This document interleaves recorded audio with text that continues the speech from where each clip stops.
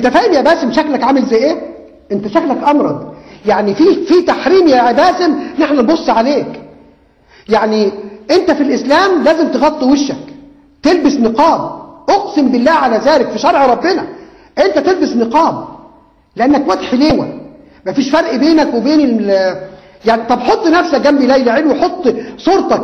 بالله عليكم استسمحكم يا مخرج، استحلف بالله تحط وش باسم وتحط وش ليلى علو جنبيه، او الهام شاهين او اي واحده من الممثلات، شوفوا مين الاحلى. فانت يا باسم انت ما يصحش، فعيب. شوف انا مش شيخ، انا مش شيخ والناس كلها عارفه، ولو رجعت لتسجيلاتي انا مش شيخ، انا كاتب صحفي، انا اعلامي الان، انا اللي اقدر اتكلم معاك. هم خلوهم الشيوخ لابسين العمائم بتاعتهم محترمين، انا لسانهم.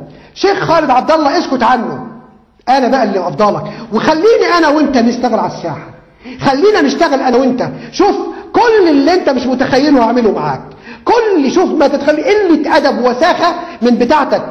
انا اجيد الاحتراف ده اقسم بالله. انا طلعت لك بس هم حتى ما رضوش الورق اللي انا طلعته، ما رضوش يديهولي في الحلقه. طلعت لك عبارات